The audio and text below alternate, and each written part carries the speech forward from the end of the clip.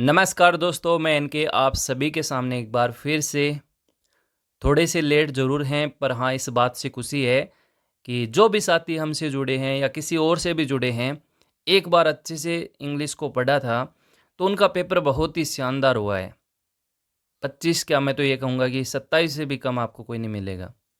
फिर भी आप कमेंट करके ज़रूर बताना कि आपके कितने प्रश्न सही हो रहे हैं और वास्तव में आपको जो इंग्लिश है, लैंग्वेज सेकंड है, संस्कृत की तुलना में कैसा पेपर लग रहा है, ताकि आने वाले समय में इस वीडियो को भी देख के थोड़ी सी लैंग्वेज है उसका आराम से चूज कर सकेंगे, यार मुझे संस्कृत लेनी चाहिए या इंग्लिश लेनी चाहिए। तो आइए डिस्कस करें। और एक और बात बता देता हूँ कि इंग्लिश से जितने भी हमारे साथी जुड़े थे, अब इंग्लिश का कोई आपको वीडियो देखने को नहीं मिलेगा, ना फर्स्ट ग्रेड का मिलेगा ना सेकंड ग्रेड का मिलेगा। जितना नॉलेज मुझे था मैंने आपको बता दिया है, तो उनके लिए मैं गाइडेंस ज़रूर करता रहूँगा। तो आइए डिस्कस करेंगे। सबसे पहला क्वेश्चन, सबसे पहले देखिएगा कि एक परिभाषा दी गई है और पूछा है ये किसने दी है। अब लैंग्वेज इंग्लिश से बिलोंग कर रहे हैं, हमने परिभाषा कभी पढ़ी नहीं और ना भविष्य में जो भी साथी देख रहे हैं पढ़नी है, क्योंकि इंग्लिश में परिभाषा पढ़ने का कोई मतलब ही नहीं है, किसी और विषय में भी पढ़ने का आवश्यकता नहीं है ना। और मज़े की बात तो ये रही कि इसमें आपको बोनस मिल गया, क्योंकि ये जो परिभाषा है वो अब्राहम लिंकन की है, जो ऑप्शन में नहीं है। तो इससे मज़े की बात और क्या हो सकती है। एक प्रश्न आराम से, जो अब परिभाषा वाला क्वेश्चन ऐसे लगता है कि यार गलत हो जाएगा, वो सही हो रहा है ना। क्वेश्चन नंबर 2, देखो नेचुरल ऑर्डर पूछा है, प्रश्न को पढ़ने की आवश्यकता नहीं है, समझ में आ रहा है LSRW होगा, तो देख लो LSRW यानी ऑप्शन सी इसका राइट आंसर रहेगा। Which one of these is not element. देखिए इस बात पे गौर करना है, क्वेश्चन को यहीं तो ढंग से पढ़ना है। नोट पूछा है और किसमें, CLT अप्रोच का क्वेश्चन है, नोट पूछा है। पहला देखो, communicative approach to practical in use, ये बात बिल्कुल सही है और मैंने बजा बजा के कहा था CLT आप पढ़ रहे हो तभी सीखोगे जब आप इसको यूज करोगे, वरना कभी सीखी नहीं जाएगी। स्पीच एबिलिटी को विकसित करती है। अरे भाई CLT अप्रोच है ही, ये काम ही है, स्पीच एबिलिटी तो होगी सबसे इंपॉर्टेंट स्पीच एबिलिटी पे तो काम करती है, तो इसमें कहीं सोचने की आवश्यकता नहीं है। नोट प्रैक्टिकल इन यूज, अरे ऊपर हम प्रैक्टिकल यूज करके आए हैं, यहाँ नोट दे रखा है, इसका मतलब पता तो हमें यही लग गया कि आंसर तो ये रहेगा, प्रैक्टिकल यूज CLT में नहीं होगा तो कैसे सीखेंगे हैं, ये बात तो गलत है। नीचे वाला दे रखा है, देखो इसमें कीवर्ड बहुत अच्छा है, फंक्शनल वैल्यू। अरे मैंने बताया था ये वर्ड आपको मिले CLT के संदर्भ में, ये बहुत अच्छा वर्ड है। भविष्य में आप इस वीडियो को देख रहे हैं तो इसको थोड़ा ध्यान में रखिएगा। राइट आंसर हो जाएगा ऑप्शन सी। कह रहा है कि which is the latest application of the teaching English, इन सब में सबसे लेटेस्ट क्या है। तो हम सब लोग जानते हैं अपने सिलेबस में क्या है, वही CLT है, तो CLT रिसेंट अप्रोच ही तो है, सबसे लेटेस्ट यही है, तो हमें तो यही करना है। और कोई ये करके आए तो उससे गलत आदमी कोई होगा ही नहीं। क्यों, स्ट्रक्चरल अप्रोच अपने सिलेबस में है क्या, पढ़ी है क्या आपने, हमने तो CLT पढ़ी है, तो CLT ऑप्शन में तो हमें तो प्राथमिकता उससे ही देनी है। क्वेश्चन संख्या 65 कह रहा है कि choose one of these which is not remedy to resolve the challenges of teaching English. अब मान लो ये क्वेश्चन आपको नहीं आ रहा, लैंग्वेज आपको समझ नहीं आ रही, और मैंने एक तुक्का बता रखा है कि ऑप्शन पढ़ लो, आंसर अपने आप दे देगा। तो पहला ऑप्शन दे रखा है, देखो क्वालिफाइड टीचर है, बिल्डिंग कॉन्फिडेंस है, बिल्डिंग रैपिड है, तीनों एक ही चीज़ है, तीनों पॉजिटिव चीज़ें हैं। तो ये होगा तो फिर ये गलत क्यों है, और ये सही है तो फिर ये गलत क्यों है। इसका मतलब पहला, दूसरा और तीसरा तीनों सही हैं। और ये चौथा देखो, use only method of teaching, देखो मैंने आपको कहा है किसी भी आपके ऑप्शन में ओनली लिखा हो उस पर एक सोचना, एक बार तीन ऑप्शन और भी पढ़ना, लेकिन उस पर ज़्यादा विचार करना, वो आंसर आपको गलत की ओर ले जाएगा। तो यहाँ ओनली वाला नेगेटिव आंसर है, राइट आंसर अपना ये रहेगा। क्वेश्चन संख्या 66 कह रहा है कि which one of these is not an advantage of online remedial education. Remedial teaching अपने सिलेबस में है, ये ऑनलाइन की बात कर रहा है कि हम किसी बच्चे का ऑनलाइन रेमेडियल टीचिंग कर रहे हैं, तो इसमें से कौन सा एक ऐसा है जो एडवांटेज नहीं है। फिर से हमारा तरीका वही रहेगा, चारों ऑप्शन पढ़ेंगे, तीन एक जैसे आपको मिलेंगे। जैसे देखो, this instruction pace is flexible, कि ये फ्लेक्सिबल रहता है, ये बात ठीक है। इट कॉस्ट इफेक्टिव, ये बात सही है। Elimination of barrier time and space, ये बात भी सही है, टाइम को भी बचाता है और बैरियर है उनको भी गायब करता है। और पहला ऑप्शन दे रखा है कि give a sense of isolation to the learner, देखो ये ऐसे कर रहा है कि जो लर्नर है उसमें अलगाव की भावना को पैदा करता है, तो ये बात तो गलत हो गई ना, आइसोलेशन ये वर्ड ही गलत है, ये वर्ड ही आपका नेगेटिव की ओर ले जा रहा है। तो यहाँ राइट आंसर आपका ऑप्शन ए होगा डेफिनेटली। क्वेश्चन संख्या 67, which one of these is a disadvantage of online remedial education. फिर से सेम टू सेम वही क्वेश्चन है, राइट आंसर देखिएगा इसका ऑप्शन बी रहेगा, मिला लीजिएगा, आपने बी किया है तो कहीं आपको समस्या नहीं होगी। नेक्स्ट देखिए क्वेश्चन संख्या 68, कंटिन्यूस इवेल्युएशन इज बेसिकली। अब देखो चार ऑप्शन आप पढ़ेंगे, तरीका वही लगाएंगे, यहाँ लिखा है टीचर बेस्ड, हो ही नहीं सकता, तो दो ऑप्शन तो वैसे ही कट गए। तो ये इसकी प्रकृति कैसी होती है, फॉर्मेटिव होती है आपकी साहब, और एक ये क्या होता है, स्कूल बेस्ड होता है, यानी इसका राइट आंसर ऑप्शन ए रहेगा सही उत्तर। क्वेश्चन संख्या 69 कह रहा है कि which one of these is not a merit of group evaluation. Group मूल्यांकन आप कर रहे हैं, इनमें से कौन सा एक मेरिट नहीं हो सकता।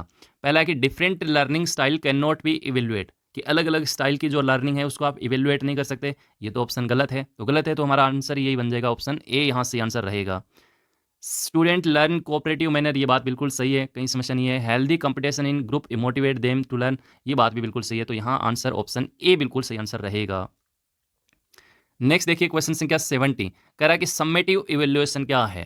अब ये प्रश्न आपको नहीं आता है, मान लो बिल्कुल भी नहीं आता है, तो आप तो ये देखो कि सबसे बड़ा ऑप्शन क्यों है, तो सबसे बड़ा ऑप्शन तो ऑप्शन बी है, तो राइट आंसर फिर वही रहेगा। इतना बड़ा एग्जामिनर क्यों देगा, आंसर है तभी तो दिया है ना, तो राइट आंसर भी यही है, पढ़ लेना इसको अच्छे से।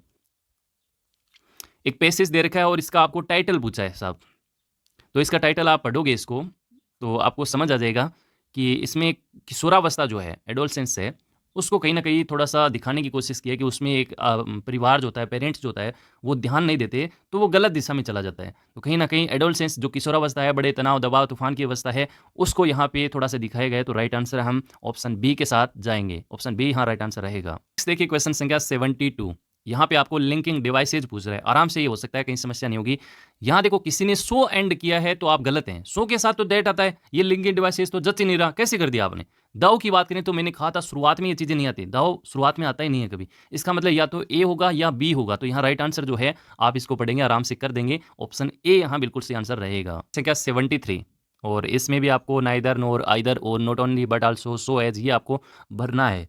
आप पैसेज को पढ़ेंगे तो आपको पता लगेगा, ऑप्शन यहाँ सी बिल्कुल राइट आंसर रहेगा, नॉट ओनली बट आल्सो यहाँ इसका सही आंसर रहेगा। संख्या 74, तो इसमें आपको सब्जेक्ट वर्ब एग्रीमेंट भरना था, और ये रूल मैंने आपको करवाया था, एज वेल एज, हमेशा याद रखो, इससे पहले वाले नाउन की अकॉर्डिंग क्रिया आती है। तो यहाँ एडोलसेंस एक वचन है, तो एक वचन क्रिया कौन सी लेगा, ऑप्शन बी यहाँ राइट आंसर रहेगा, फील्स आएगा, कहीं समस्या नहीं होगी। क्वेश्चन संख्या 75, और 75 में लिखा है इन ए गार्डियन, यहाँ आपको भरना है choose the correct option of fill in the blanks. Have आएगा या आर आएगा या डू आएगा या डज आएगा। तो देखो हैव क्या है, प्लूरल है, आर भी प्लूरल है, डू भी प्लूरल है, एक ही ऑप्शन बचता है जिसमें सिंगुलर दे रखा है, तो सोचने की आवश्यकता है कि यार एक अलग है तो तीन एक जैसे हैं, तो राइट आंसर तो ये बनेगा। और यहाँ आपको देख के भी पता लग रहा है ए गार्डियन यानी सिंगुलर है, तो सिंगुलर आएगा, राइट आंसर आपका ऑप्शन डी होगा। नेक्स्ट देखो यहाँ पे आपको राइम स्कीम भरनी थी, यहाँ पे रोज है, यहाँ प्राइड है, यहाँ चूज है, यहाँ प्रोवाइड है, ए बी बन रहा है, तो ए बी देख लो, ऑप्शन बी यहाँ पे राइट आंसर रहेगा। संख्या 77, यहाँ पे एक आपको लाइन दे रखी है और इसमें आपको फिगर ऑफ स्पीच पूछा है।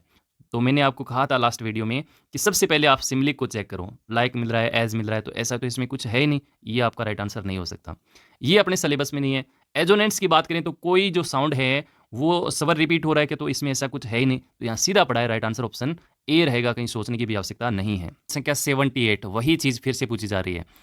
सबसे पहले मैंने आपको कहा कि लाइक है चेक करो, नहीं है तो सिमली नहीं हो सकता। उसके बाद आप एलिट्रेशन चेक करो, कोई स्वर लेटर साउंड रिपीट हो रहा है क्या, नहीं हो रहा तो एलिट्रेशन नहीं हो सकता। मैंने आपको कहा था पर्सोनिफिकेशन और मेटाफर में उलझोगे आप, और इनको चेक करने का तरीका यही है कि पहले आप पर्सोनिफिकेशन चेक कर लो, अगर ये आपको नहीं लग रहा तो उसका डेफिनेटली उत्तर ऑप्शन बी रहेगा, यानी मेटाफर रहेगा। तो यहाँ पर्सोनिफिकेशन चेक कैसे करेंगे, पर्सोनिफिकेशन का सीधा फंडा मैंने आपको बताया था, दो चीज़ें देखो, एक निर्जीव देखो, एक वाक्य में सजीव देखो, ऐसा तो हमें कहीं नजर नहीं आ रहा, तो फिर आंसर आपका मेटाफर हो जाएगा, कहीं सोचने की भी आवश्यकता नहीं, ऑप्शन बी यहाँ राइट आंसर रहेगा। नेक्स्ट देखिए क्वेश्चन संख्या 79, और इसमें फिर से वही चीज़ पूछी जा रही है। तो सबसे पहले आप सिंपली चेक करो, लाइक एज नहीं मिल रहा, ये नहीं हो सकता, इसका मतलब इन दोनों में से होगा। अभी तो देखो ये सेकंड लैंग्वेज कभी ज़िंदगी में काम भी नहीं आएगी, आप मेंस की तैयारी कर रहे हैं उसमें ये चीज़ें आएंगी नहीं, तो यहाँ मैं आपको सीधा बता देता हूँ, ऑप्शन ए यहाँ पे राइट आंसर रहेगा। और एक स्मार्ट तरीके से देखें तो आपको ए ऑप्शन करना चाहिए, पर्सोनिफिकेशन इतना बड़ा वाक्य है तो कहीं ना कहीं आपको मिल जाएगा, अगर नहीं आता है तो यहाँ राइट आंसर ऑप्शन ए रहेगा। नेक्स्ट देखिए क्वेश्चन संख्या 80, और क्वेश्चन देखते ही समझ में आ रहा है, बै बै बै, इसका मतलब एलिट्रेशन होगा, ऑप्शन सी हो जाएगा, इसमें सोचने की आवश्यकता नहीं है। क्वेश्चन संख्या 81 देखो, यहाँ पे नेसेसिटी दे रखा है, मस्ट हो जाएगा। मैंने एक मॉडल की आपको पीडीएफ सेंड की थी और उसमें मैंने सबसे पहले ये लिखा था, हालांकि ये प्रश्न तो रिट में आया हुआ क्वेश्चन है, तो आपको कहीं दिक्कत नहीं आएगी। क्वेश्चन संख्या 82 कह रहा है कि ए मैन ऑफ स्ट्रा, इसमें ये पूछ रहा है कि इसका क्या अर्थ है। तो देखो ऑप्शन बी कभी नहीं करना है, इसमें ये लिखा कि a man who is made of straw, तो ये तो कभी भी आंसर नहीं बन सकता, इसका मतलब तीन में से होगा, और तीन में से इसका राइट आंसर आपने ए किया है, तो कहीं गलत नहीं होगा, ऑप्शन ए इसका सही आंसर रहेगा। नेक्स्ट देखिए क्वेश्चन संख्या 83 कह रहा है कि 14 लाइन्स की क्या चीज़ होती है। हमने कहा सोनेट होता है, तो राइट आंसर भी आपका ऑप्शन डी रहेगा। नेक्स्ट देखिए क्वेश्चन संख्या 84 और इसका राइट आंसर ऑप्शन सी रहेगा। इसमें कोई लॉजिक नहीं है, कोई बताने की आवश्यकता नहीं है। जिनको आता है वो सही है, तुक्का लगाए तो सही है, बाकी जिनका गलत हुआ है तो कोई बात नहीं है। नेक्स्ट देखिए 85 कह रहा है कि इनमें से एन एलएसजी कौन सी है? सैड पोइम होगी, मॉर्निंग पोइम होगी। अच्छा, इससे पहले भैया डज नॉट लिखा है, मैंने भी भूल कर दिया। देखो डज नॉट पूछा है, गलत पूछा है। तो देखो सैड पोइम ये तो होता है एलएसजी, मॉर्निंग पोइम ये तो होता ही होता है, मैंने बताया भी था 4-5 वर्ड जो हैं वो रट लेना है। इमोशनल पोइम होगा, जॉयफुल ये नहीं होगा, जॉयफुल कभी नहीं होगा, ये तो एक सैड पोइम होती है, ये तो एक इमोशनल पोइम होती है, एक सीरियस की बात करता है। नोट वाला पूछा है तो राइट आंसर ऑप्शन डी रहेगा। नेक्स्ट देखिए क्वेश्चन संख्या 86 और इसमें आपको पूछा है बाइलेबल कॉन्सोनेंट साउंड। देखो मैंने लास्ट एक लेक्चर दिया था छोटा सा मोटिवेशन के रूप में, और उसमें मेरे मुंह से निकल गया था कि आपसे एग्जाम में बाइलेबल साउंड पूछ ले कि इनमें से कौन सा है कौन सा नहीं है, और आप इसको गलत करके आ रहे हो, तो ये आपकी कमी रहेगी। क्यों रहेगी? क्योंकि आपने नोट्स नहीं पढ़े। मैंने नोट्स पीडीएफ सेंड की थी तब ये बातें कही थी, और ये एग्जाम में पूछ भी लिया। तो यहाँ पे देखो पे और बे ये आपकी बाइलेबल साउंड है, ऑप्शन यहाँ ए सही आंसर रहेगा। नेक्स्ट देखिए 87 क्वेश्चन, यहाँ पे आपको लेटरल साउंड पूछा है। मैंने आपको ट्रिक बताई थी, लेटरल में एल आ रहा है तो यहाँ एल वाला ही होगा। एल वाला कौन सा? ऑप्शन बी रहेगा। इसका राइट आंसर क्या हो जाएगा? ऑप्शन बी रहेगा। नेक्स्ट देखिए क्वेश्चन संख्या 88 अंडरलाइन कर रखा है सिप पे, हालांकि एस पे कर रखा है, लेकिन मैंने आपको कहा था एस एस से यदि से की साउंड आती है वो ये रहेगा, और इसके लिए ये वाला सिंबल आएगा। तो यहाँ राइट आंसर ऑप्शन सी बिल्कुल सही आंसर रहेगा। क्वेश्चन संख्या 89 पूछ रहा है फनेटिक ट्रांसक्रिप्शन और वर्ड दे रखा है झूठ। मैंने आपको कहा कि जी हो ये आपका जे हो, इनसे जय की साउंड आए तो हमेशा सिंबल ये आएगा। एक ही ऑप्शन में है और ऑप्शन यहाँ बी राइट आंसर रहेगा। नेक्स्ट क्वेश्चन 90 क्वेश्चन, आज का लास्ट क्वेश्चन, फनेटिक ट्रांसक्रिप्शन पूछा है आपका। वर्ड आपका रिद्ध, देखो रे आएगा पहले, तो रे देखो किस में है, इसमें नहीं है, इसमें भी नहीं है, और इसमें देखें तो लास्ट में देखो टी एच ई दे की साउंड आई, और दे की साउंड के लिए ये वाला करेंगे तो यहाँ पे राइट आंसर ऑप्शन ए बिल्कुल सही आंसर रहेगा। ये आपके सेकंड लैंग्वेज के 30 क्वेश्चन थे। आपके कितने प्रश्न सही हुए और आपको हमारा जो मैटर दिया गया था वो कैसा लगा कमेंट में जरूर लिखेगा। बाकी ओवरऑल आपका स्कोर कितना बन रहा है वो भी आप जरूर लिख सकते हैं। आज के इस वीडियो में इतना ही। Thank you so much. हंसते रहिए, मुस्कुराते रहिए, अपनी पढ़ाई में व्यस्त रहिए, और जिनके भी 90+ स्कोर बन रहा है कैटेगरी के हिसाब से जो भी आपके नंबर बन रहे हैं, तो आप मेंस की बहुत अच्छी तैयारी कीजिए, बहुत अच्छी वैकेंसीज आ रखी हैं। Thank you so much.